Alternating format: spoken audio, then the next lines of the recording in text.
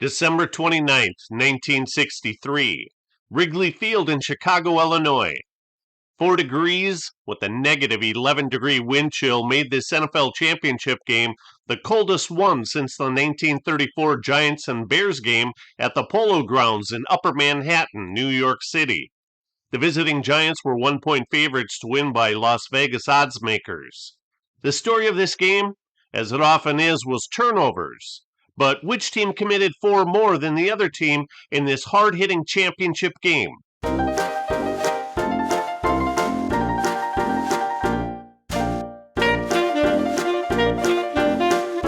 On a designed run, Billy Wade follows center Mike Pyle and is wearing high-top sneakers for traction on the frozen field. Erich Barnes recovered Wade's fumble and tight end Mike Ditka tackled him. With the Giants on the Bears 41, Y.A. Tittle hit Joe Morrison on a swing pass for 11 yards.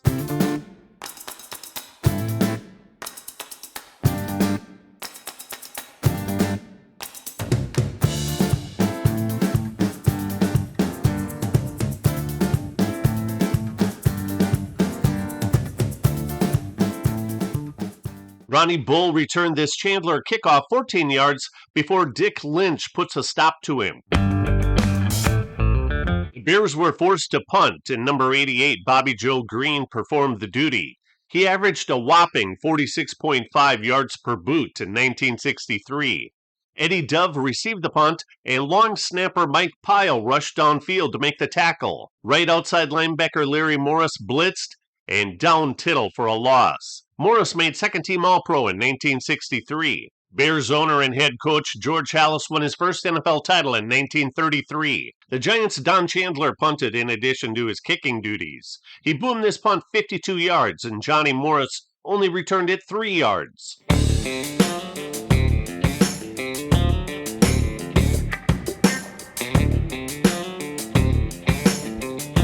Here's the one play that the Giants wish they had back.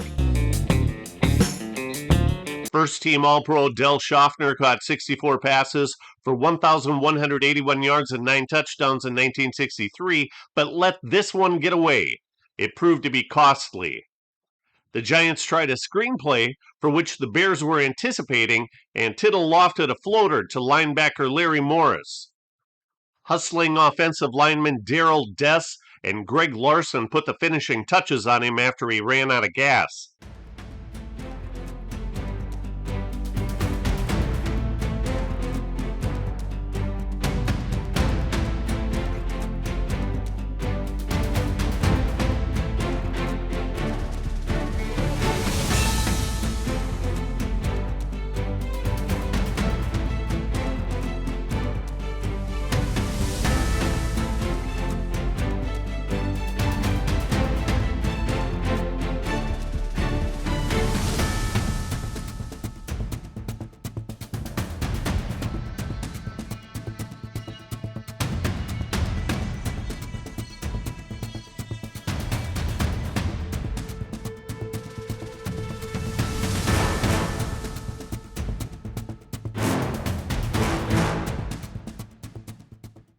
Y.A. Tittle was cut off at the knees by Doug Atkins, but got off this pass to Aaron Thomas. One of 2 catches for Thomas that totaled 46 yards.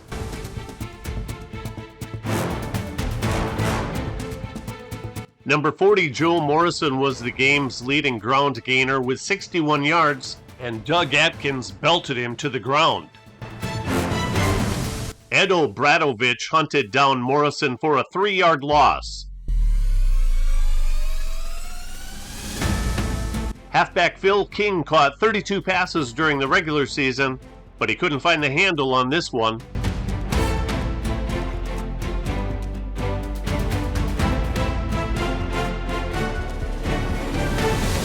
The freezing temperature was causing receivers and kick returners fits.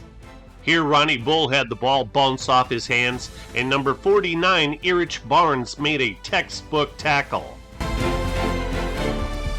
The Giants punted, and number 24, Phil King, ran through a king-sized hole. The Bears' number 24, Rosie Taylor, made the tackle and made first-team All-Pro in 1963 when he led the NFL with 9 interceptions. Bears linebacker Larry Morris slammed into Tittle's knee, and number 39, Hugh McElhaney, helped him off the field.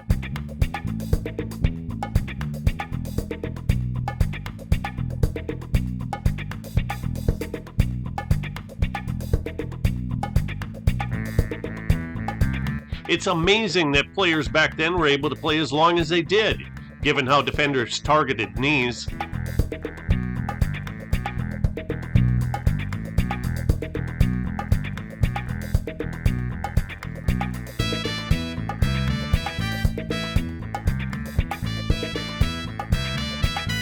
Quarterback Billy Wade made the Pro Bowl team in 1963.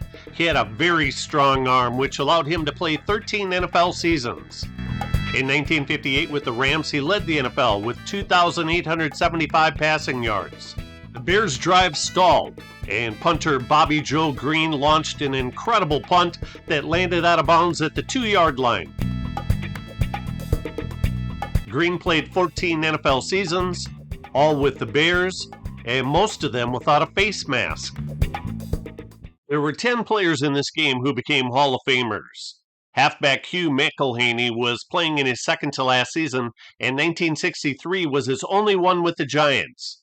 He was a 5-time All-Pro, with his best years being with the 49ers. Flanker Frank Gifford was age 33 and in his second-to-last season in the NFL. His best years were played as a halfback, although he also played free safety in 1953 when he made the first of 8 All-Star teams.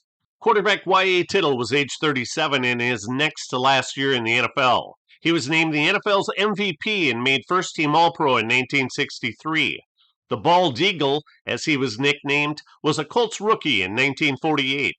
Bears tight end Mike Ditka was only 24 years old, yet he had completed his third NFL season in 1963. He made first-team All-Pro on the basis of 59 catches and 8 touchdowns. 6'8" defensive end Doug Atkins made first-team All-Pro when he had 12 sacks, 1 safety, and 1 interception.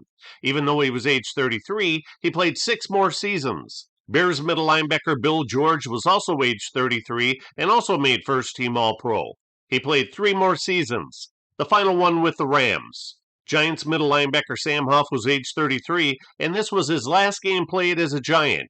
He was traded to Washington and played 5 years with them. Giants defensive end Andy Robustelli was age 38, and he only played 1 more season. In 1963, he didn't make the All-Star team or an All-Pro team for the first time since his 1951 rookie season with the Rams. Giants left tackle Rosie Brown was age 31 and made second-team All-Pro. He had 8 seasons in which he made first or second-team All-Pro. He only missed 5 starts in his magnificent 13-year career. Bears defensive tackle Stan Jones played that position for the first time in 1963. The previous 9 years was as an offensive lineman and a 7-time All-Star. He played 3 more seasons, with his final one being in Washington. The Bears left guard was number 67, Ted Karras, who started 14 games in each year from 1962 through 1964, and although he wasn't a Hall of Famer, his big brother Alex was. Defensive tackle Alex Karras did not play during the 1963 season due to committing a violation of the league's gambling policy.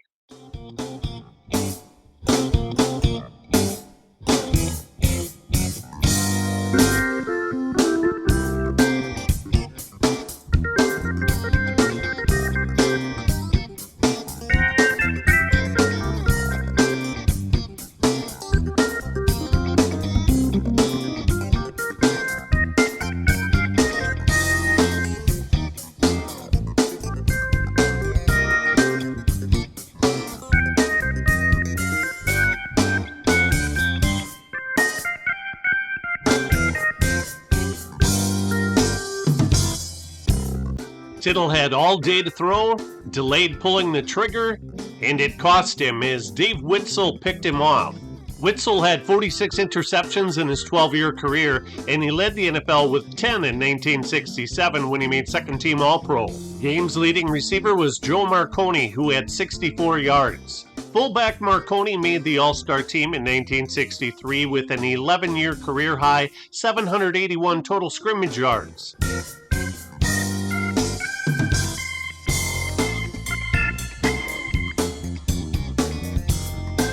Three consecutive incompleted passes brought on kicker Roger LeClaire for a 29-yard attempt that missed its mark.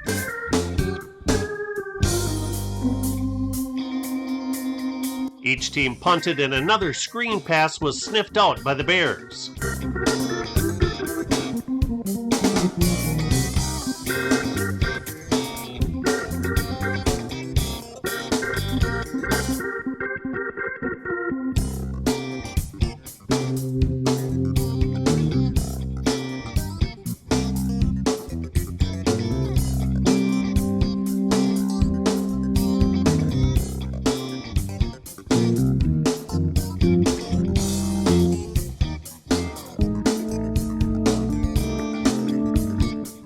Quarterback Billy Wade was the first overall draft pick in 1952 out of Vanderbilt. He rushed for 6 regular season touchdowns in 1963, and his second rushing touchdown in this game made the score 14-10 Bears with the made extra point attempt.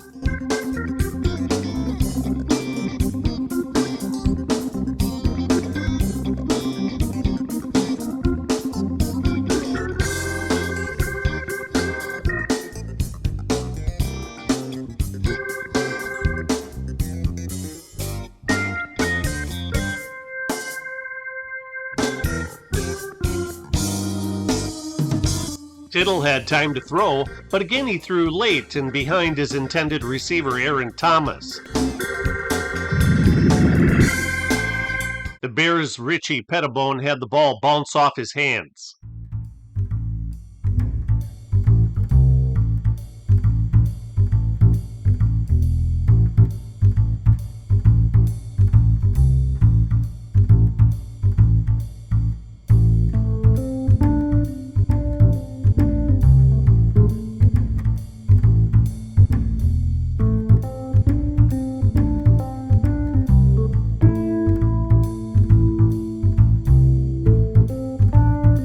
Bears defensive tackle John Johnson followed this play and really blasted the ball carrier with his 6'5", 260-pound frame.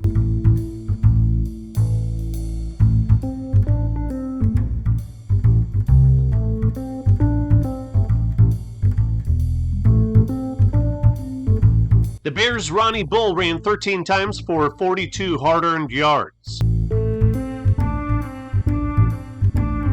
Flanker Johnny Morris was playing in his 6th season with the Bears in 1963 and caught this 8-yarder.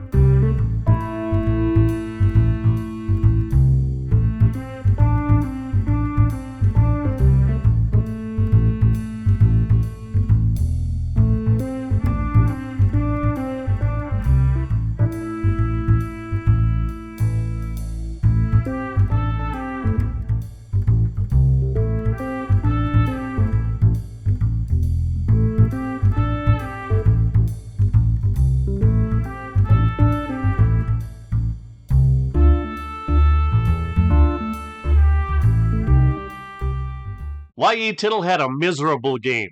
He only completed 11 of 29 passes for 147 yards, 1 touchdown, and 5 interceptions.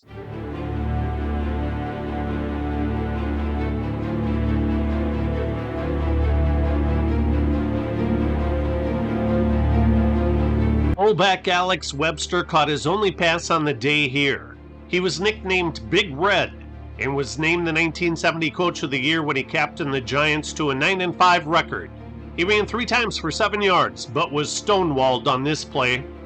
Frank Gifford caught 3 passes for 45 yards, and this one put the ball on the Bears' 36-yard line.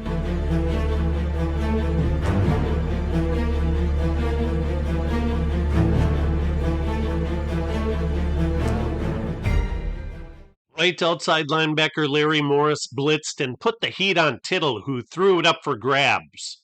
When Gifford slipped and fell, Benny McCray had the ball all to himself.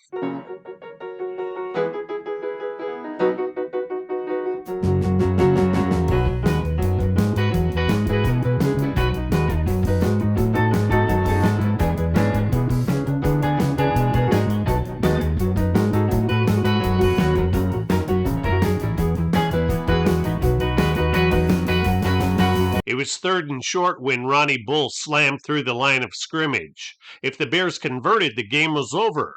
But number 22, Dick Lynch, signaled they were short.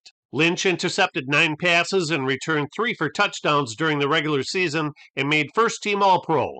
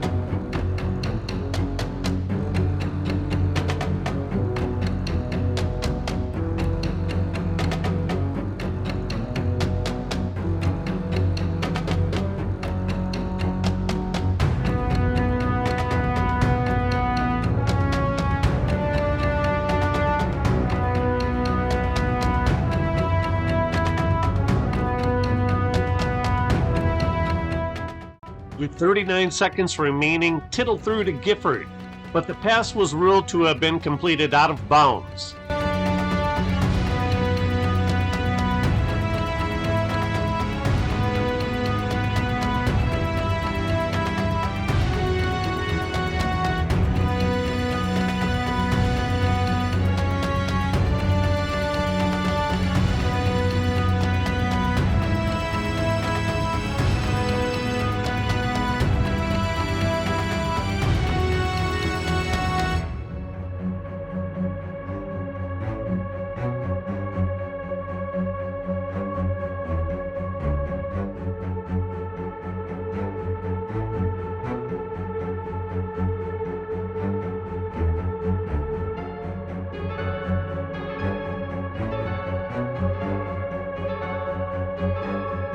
George Halas won his 5th and final NFL championship game.